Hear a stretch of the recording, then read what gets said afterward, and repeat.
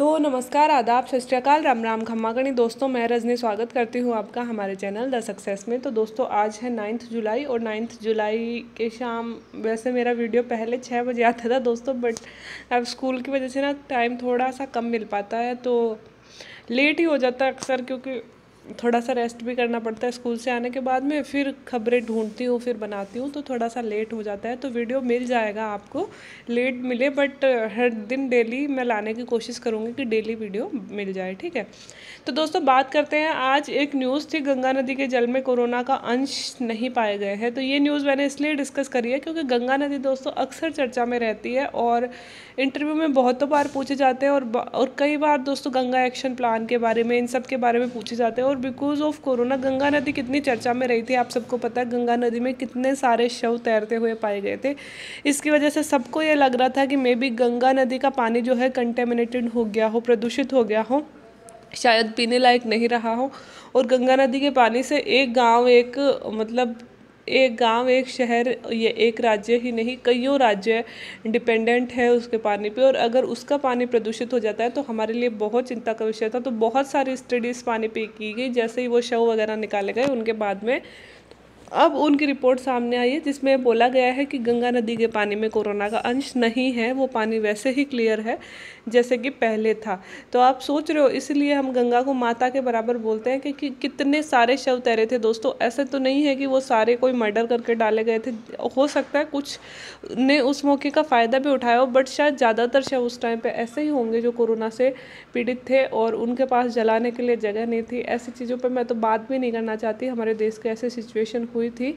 लेकिन दोस्तों सच्चाई तो सच्चाई होती है, थोड़ी सी बात तो हमें करनी पड़ेगी। तो उस टाइम पे दोस्तों जब लोगों के पास जलाने के लिए शमशान घर नहीं थे, हॉस्पिटल से घर ले जाने के लिए एम्बुलेंस नहीं थी, उस टाइम पे ये सब हुआ। और गंगा नदी में कितने सारे शव लोगों ने अपने घरों के पास में, क्योंकि यूपी से, बिहार से, इनके बीच में से होके गंगा नदी बहती है, तो जहाँ पानी मिला वहीं शव बहा दिए। तो उस टाइम पे दोस्तों लगा था कि शायद प्रदूषित हो गई हो, लेकिन एज ए कब बोलते हैं ना चमत्कार है उस पानी में, तो वैसा ही कुछ चमत्कार अभी भी देखा गया है। तो आइए उसके बारे में थोड़ा सा डिस्कस कर लेते हैं। कोरोना की दूसरी लहर जब चरम पर थी, उस वक्त बिहार और यूपी के जिलों में गंगा नदी में बड़ी संख्या में शव तैरते हुए पाए गए। आशंका जताई गई कि गंगा नदी का जल भी संक्रमित हुआ है, लेकिन यह आशंका गलत साबित हुई। गंगा के पानी की सैंपलिंग करवाई गई, जिससे गंगा के पानी की कोरोना रिपोर्ट नेगेटिव आई है। गंगा जल में कोरोना वायरस का कोई भी निशान नहीं मिला है, ठीक है। सूत्रों ने कहा है कि रिसर्च 2 चरणों में किया गया, जिसमें कन्नौज, उन्नाव, कानपुर, हमीरपुर, इलाहाबाद, वाराणसी, बलिया, बक्सर, गाजीपुर, पटना और छपरा से गंगा जल के नमूने लिए गए थे। और नमूनों के रिसर्च में पाया गया कि किसी में भी SARS-CoV-2 के निशान नहीं मिले थे। तो इतनी सारी जगह से नमूने लिए गए और उस रिसर्च में पाया गया कि कहीं भी SARS-CoV-2 के हमें निशान नहीं मिले।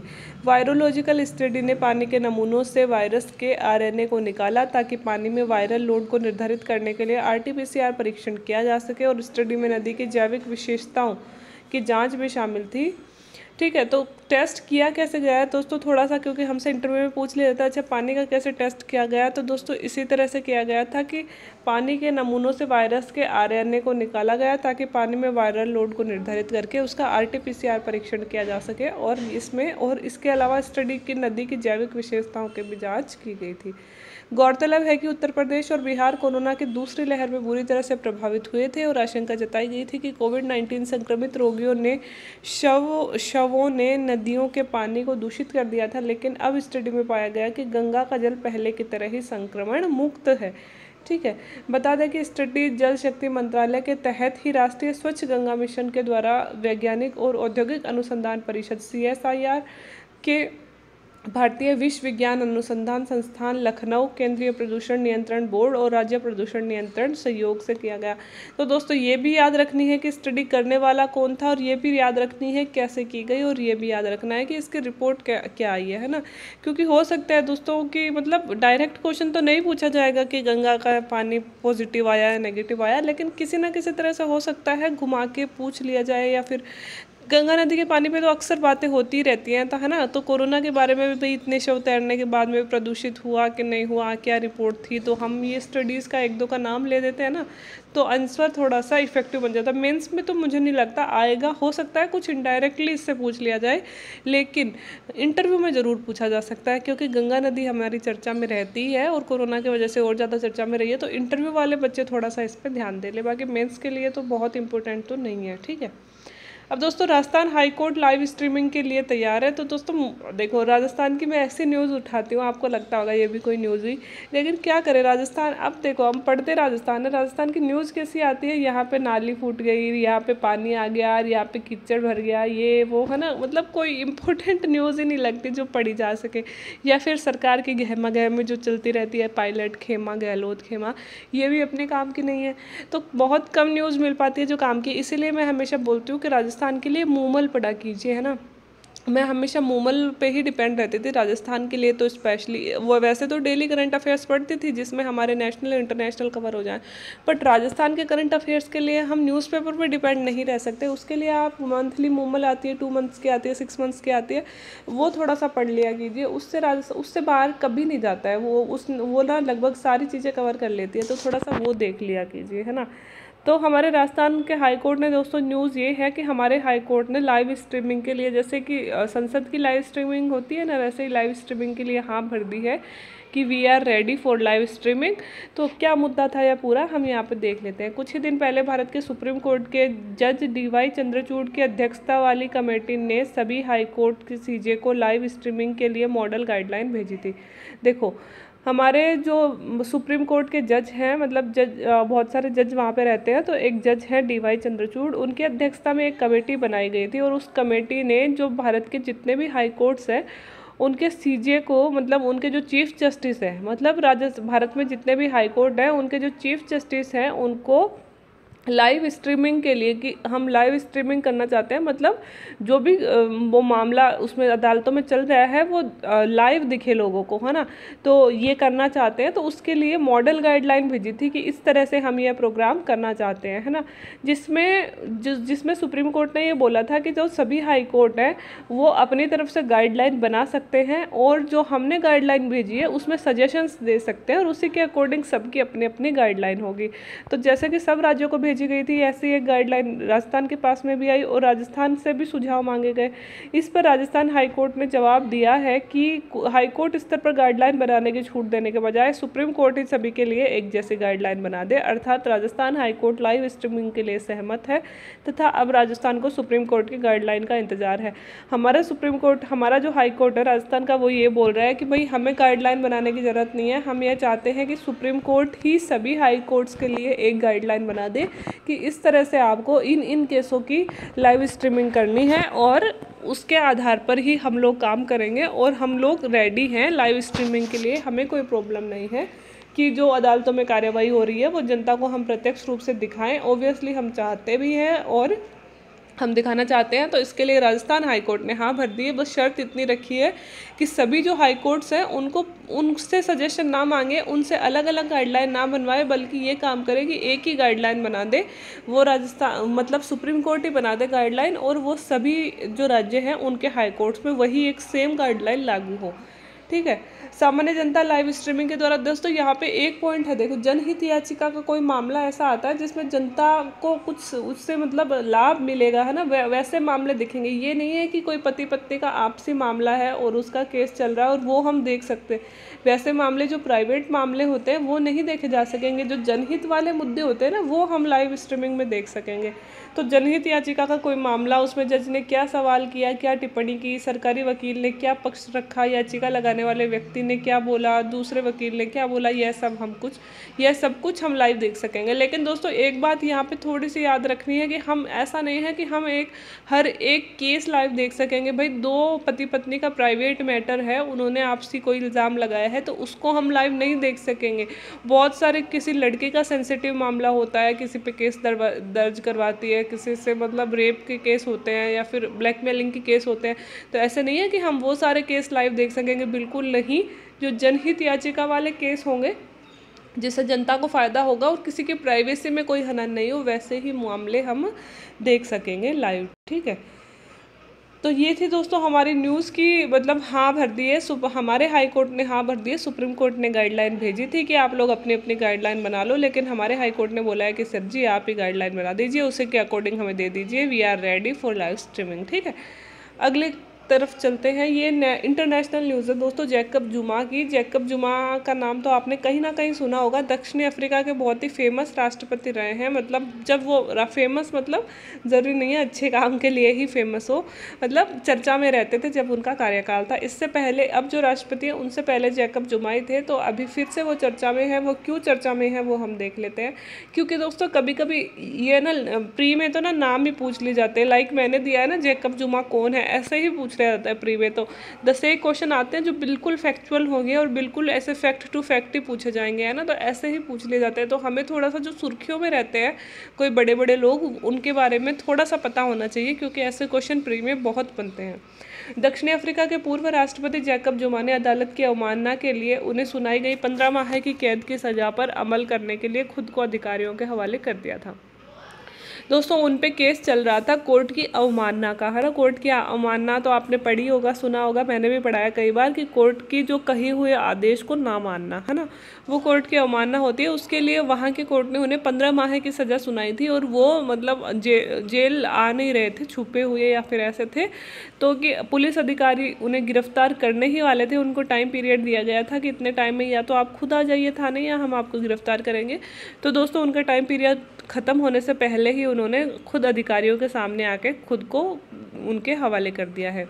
उच्चतम न्यायालय ने जुमा को अदालत की अवमानना के लिए 15 माह की कैद की सज़ा सुनाई थी, जिन्हें बुधवार देर रात गिरफ्तार करना था, और कुछ ही मिनट पहले उन्हें जुमा ने खुद ही अधिकारियों के हवाले खुद को कर दिया है। जुमा के कार्यकाल के दौरान भ्रष्टाचार के आरोपों की जांच कर रहे आयोग के समक्ष उन्हें पेश नहीं होने के उच्चतम न्यायालय ने उन्हें अवमानना का दोषी ठहराया था।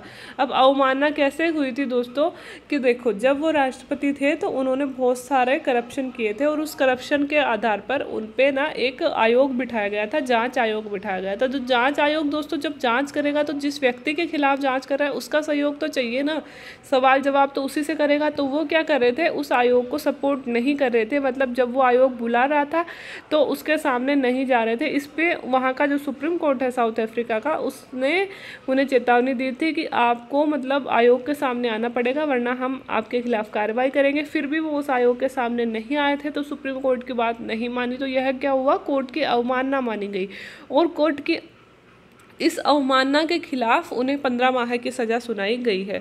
जुमा ने बार बार कहा है कि आयोग के साथ सहयोग करने के बजाय वो जेल जाएंगे। वो आयोग के साथ सहयोग नहीं करना चाहते हैं जैकब जुमा, और इस वजह से वो कह रहे हैं कि मैं जेल जाने के लिए तैयार हूँ। जुमा पर 2009 से 2018 के बीच में करीब 9 वर्षों पर तक पद पे रहते हुए सरकारी राजस्व में लूट खसोट करने के, मतलब करप्शन के आरोप उन पे लगे हुए थे। संवैधानिक अदालत ने जुमा को बुधवार तक खुद को ये पढ़ लिया, मतलब अधिकारियों के हवाले करने को कहा था, और मंगलवार को उन्होंने ये सब किया।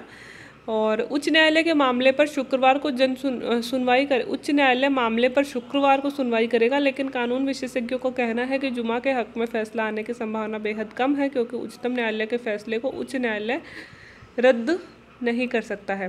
दोस्तों उच्चतम न्यायालय में उनका फैसला, मतलब इतना हमें नहीं पढ़ना है, बस हमें यह पढ़ना है कि पहली बात तो जैकब जुमा है कौन, है ना, और क्यों चर्चा में है, भ्रष्टाचार के आरोपों में चर्चा में है, कौन है, 2009 से 18 तक साउथ अफ्रीका के राष्ट्रपति थे, और अभी क्यों चर्चा में है, क्योंकि भ्रष्टाचार के आरोपों में उन्हें गिरफ्तार किया गया है कोर्ट की अवमानना करने पर। इतना ही हमें पढ़ना है, बहुत ज़्यादा डीप नहीं जाना। लेकिन हाँ, हमारे आसपास के देशों में क्या हो रहा है, अगर हमारे पेपर में वो न्यूज़ छप रही है तो मतलब कहीं ना कहीं इंपॉर्टेंट है, और उसके बारे में हमें जानकारी रखना, कम से कम उस पर्सनैलिटी के बारे में तो जानकारी रखना ज़रूरी हो जाता है कि ये आखिर है कौन। ऐसी एक पर्सनैलिटी है मोयुद्दीन यासीन इनका नाम था। तो ये कौन है और क्यों चर्चा में है, ये भी हम देख लेते हैं। ये भी इंटरनेशनल न्यूज़ ही कहूँगी मैं, क्योंकि हमारे फॉरेन, मतलब आप ये मान लो विदेश नीति से संबंधित हो जाएगी।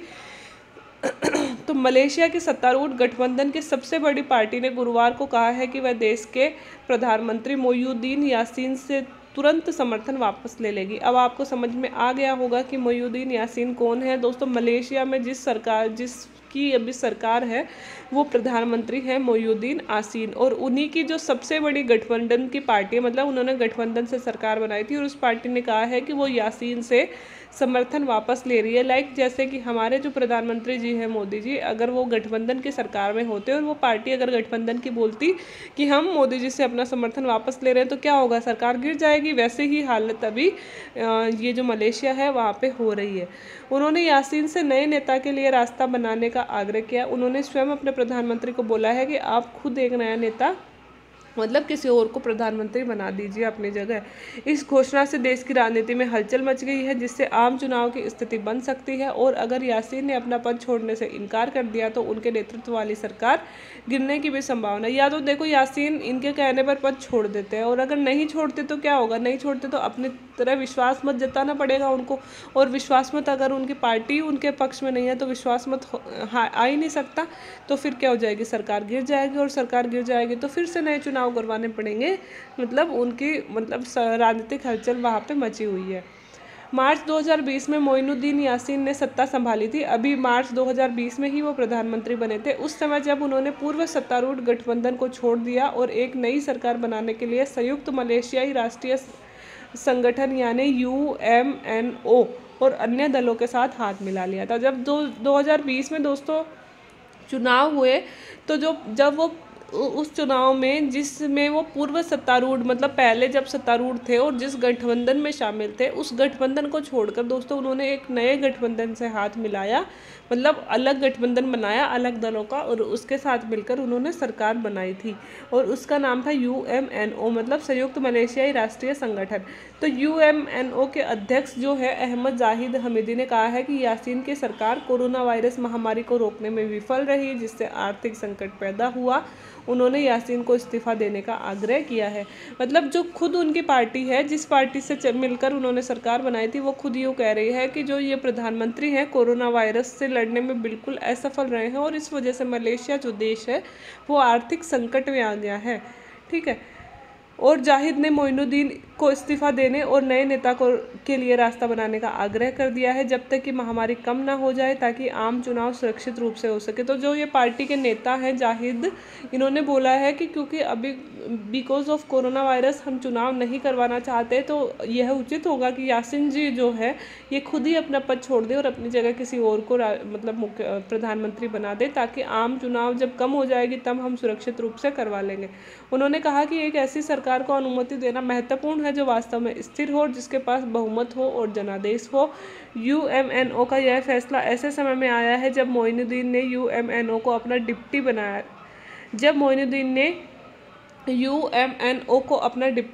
है। मोइनुद्दीन का यह निर्णय पार्टी के गठबंधन में बने रहने और मनाने के लिए एक सुनियोजित चाल थी। सत्तारूढ़ गठबंधन में महीनों से तनाव चल रहा था। मतलब वही है दोस्तों, गठबंधन की सरकारें जब बनती हैं तो क्या करती है, जब भी गठबंधन को थोड़ा सा मौका मिलता है वो नए नए पदों की डिमांड करने लगते हैं। जैसे कि हमारे होता है यहाँ पे, कहाँ पे, राजस्थान में भी तो होता है, 2 खेमों में बटी हुई है सरकार। जब भी मंत्रियों को अपना पद अच्छा नहीं लगता फिर से वो अलग होने की कोशिश करते हैं, फिर सरकार उनको मनाती है।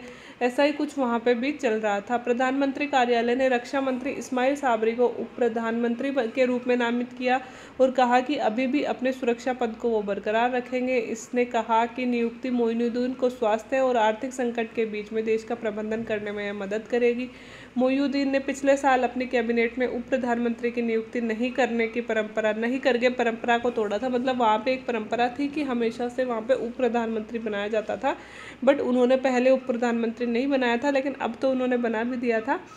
लेकिन जब वो प्रधानमंत्री बने तो उन्होंने इस परंपरा को तोड़ा और उसकी जगह 4 वरिष्ठ मंत्रियों को नामित किया, जिसमें से 2 अपनी पार्टी के और 2 इस्माइल UMNO थे। और इस्माइल मतलब ये ठीक है, इतना ज़्यादा डिटेल में नहीं जाना है, हमें यह जानना है कि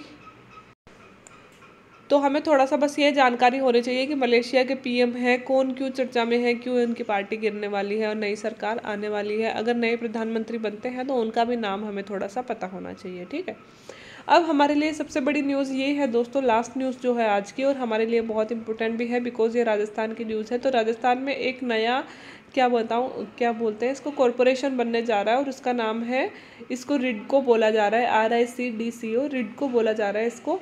तो ये क्यों बन रहा है, क्या इसकी फुल फॉर्म है, सारा हम देख लेते हैं। राजस्थान सरकार में पिछले 10 साल से औद्योगिक विकास की सबसे बड़ी परियोजना दिल्ली मुंबई इंडस्ट्रियल कॉरिडोर की धीमी गति को देखते हुए कॉरिडोर के विकास में तेजी लाने के लिए राजस्थान सरकार नया निगम बनाएगी, जिसे Rajasthan industrial corridor development corporation नाम दिया गया है। तो एक पैराग्राफ से आपको ये समझ में आ गया होगा कि जो हमारा डीएमआईसी है, डीएमआईसी तो आपने पहले भी पढ़ा होगा, मैंने ही पढ़ाया कई बार तो आपको डीएमआईसी।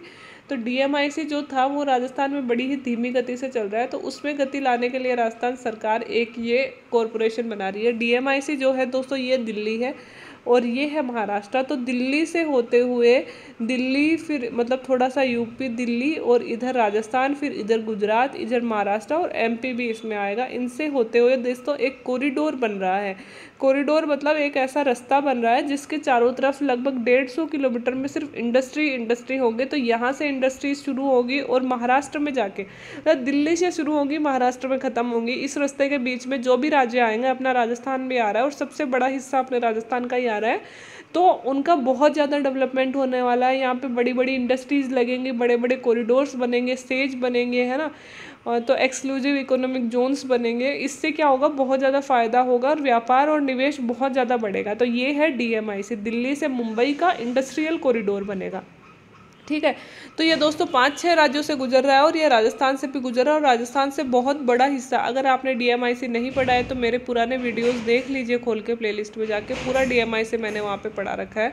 तो दिल्ली मुंबई इंडस्ट्रियल कॉरिडोर का विकास जो था हमारे राजस्थान में बहुत धीरे चल रहा था, बिकॉज हमारे पास पैसों का बंदोबस्त नहीं हो पा रहा था। तो इसलिए हमने एक नया निगम बनाया है, उसका नाम है Rajasthan industrial corridor development corporation, मतलब रिडको हमने इसको नाम दिया है। अब ये क्या काम करेगा, कैसे काम करेगा, ये हम देख लेते हैं। इस निगम के जरिए केंद्र सरकार से हमारे यहाँ पैसा आने का रास्ता खुल जाएगा। अब केंद्र सरकार हमारी वित्तीय हेल्प करेगी डीएमआईसी को डेवलप करने में, वो कैसे करेगी ये भी हम देख लेते हैं। केंद्र और राज्य सरकार की हिस्सेदारी वाले इस कॉरपोरेशन में रिको के प्रबंध निदेशक समेत दोनों सरकारों के 3-3 निदेशक होंगे। तो दोस्तों यह जो निगम बनने वाला है, इसमें केंद्र और राज्य दोनों की भागीदारी होगी। तो हमारा जो रिको है उसके प्रबंध निदेशक भी होंगे, प्लस राजस्थान सरकार के 3 निदेशक होंगे और केंद्र सरकार के 3 निदेशक होंगे। मतलब केंद्र और राज्य इसमें मिलकर काम करेगा रिडको में। परियोजना के लिए स्पेशल पर्पज व्हीकल, मतलब ये गठन किया जाना था, एक कमेटी टाइप होती है। स्पेशल पर्पज व्हीकल के गठन को मुख्यमंत्री की मंजूरी के बाद में सरकार ने नए निगम का खाका तैयार कर लिया है और यही एक निगम परियोजना के प्रथम चरण में विकसित होने वाले खुशखेड़ा, भिवाड़ी, नीमराणा और जोधपुर, पाली, मारवाड़ विशेष निवेश क्षेत्रों के लिए एसपीवी होगा, मतलब स्पेशल पर्पज व्हीकल होगा। दोस्तों डीएमआईसी जो है उसके पहले चरण में हमारे यहाँ पे दो रूट बन रहे हैं। एक तो खुशखेड़ा, भिवाड़ी, नीमराणा, ये अलवर साइड में होगा और दूसरा मारवाड़ साइड में होगा, जोधपुर, पाली और मारवाड़ वाला। ये सबसे शुरू में ये 2 निवेश बन रहे हैं और इसके लिए अब एसपीवी काम करेगा और एसपीवी सारी चीज़ें संभालेगा। और एसपीवी किसके तहत करेगा, रिडको के तहत करेगा। राजस्थान सरकार परियोजना की साझेदारी में आवक भूमि को लैंड इक्विटी के तौर पर कॉरपोरेशन को समर्पित करेगी और इसी आधार पर केंद्र का national industrial corridor development implementation trust राज्य सरकार को मुआवजा व अन्य कार्यों की फंडिंग करेगा। तो दोस्तों हमारा जो रिडको है वो क्या करेगा, वो अपनी जो लैंड है वो लेके केंद्र सरकार को देगी और केंद्र सरकार फिर रिडको को मुआवजा वगैरह देगा। इससे पैसा जल्दी आ जाएगा, काम जल्दी हो जाएगा। ठीक है, तो ये काम रिडको अब करने वाला है। अब बात करते हैं दिल्ली मुंबई इंडस्ट्रियल कॉरिडोर की थोड़ी सी। तो Delhi Mumbai industrial corridor Delhi NCR से शुरू होकर महाराष्ट्र तक डेडिकेटेड फ्रेट कॉरिडोर होगा, जो राजस्थान से भी होकर गुजरेगा और इसके दोनों ओर 150 किलोमीटर का क्षेत्र विकसित किया जाएगा। ये मैंने आपको बता ही दिया कि दिल्ली से शुरू होकर महाराष्ट्र तक जाएगा और राजस्थान से भी गुजरेगा। और जैसे ये कॉरिडोर गुजर रहा है, इसके इधर का क्षेत्र टोटल 150 किलोमीटर का क्षेत्र विकसित होगा। यहाँ पे बनाए जाएंगे इंडस्ट्रियल टाउन, इंडस्ट्रीज बड़ी बड़ी, है ना, ये सारी चीज़ें यहाँ पे बनाई जाएंगी। यह डेडिकेटेड फ्रेट कॉरिडोर राजस्थान के 7 जिलों, तो हमारे यह 7 जिलों से होकर गुजरेगा। वो कौन कौन से हैं, अलवर, सीकर, नागौर, जयपुर, पाली, अजमेर, सिरोही। ये दोस्तों याद कर लेना, सातों इनमें से कुछ भी प्री में पूछा जा सकता है, मेन से पूछा जा सकता है। DMIC हमारे लिए सबसे बड़ा प्रोजेक्ट है राजस्थान का, जिस पे अभी काम चल रहा है, और इस प्रोजेक्ट के बनने के बाद में राजस्थान में बहुत बड़ा इन्वेस्टमेंट होने की उम्मीद है, क्योंकि इसके बनने के साथ साथ ही होता रहेगा। तो यह राजस्थान के लिए एक तरह से ड्रीम प्रोजेक्ट के रूप में है। अगर अलग से नहीं पढ़ा है तो वीडियो सर्च कर लेना मेरा, उसमें मिल जाएगा, वो अलग से भी पढ़ लेना। DMIC तो पूरा आप 100 नंबर का एक क्वेश्चन, और नहीं किया है तो चलो मैं ही पढ़ा दूंगी, अभी आज का क्वेश्चन DMIC पे ही बना देंगे, ताकि ये चीज़ भी आपकी क्लियर हो जाए। तो यह हमारे इन राज्यों से गुजर रहा है, अलवर, सीकर, नागौर, जयपुर, पाली, अजमेर और सिरोही से होकर गुजरेगा। ठीक है। DFC के दोनों ओर विश्व स्तरीय जो डेडिकेटेड फ्रेट कॉरिडोर होगा दोस्तों, इसके दोनों ओर क्या होंगे, विश्व स्तरीय औद्योगिक clusters, industrial park, special economic zone, township होंगी, और एक कोट कासिम अलवर में नया एयरपोर्ट भी बनेगा, जो भी अपन ने कई बार डिस्कस कर लिया है। राजस्थान सरकार को महज SPV का गठन नहीं होने के कारण केंद्र सरकार से पैसा नहीं मिल रहा था, जबकि परियोजना के अन्य 5 राज्यों को हजारों करोड़ रुपए मिल चुके हैं, और इन राज्यों में गुजरात, महाराष्ट्र, मध्य प्रदेश, उत्तर प्रदेश, हरियाणा शामिल है।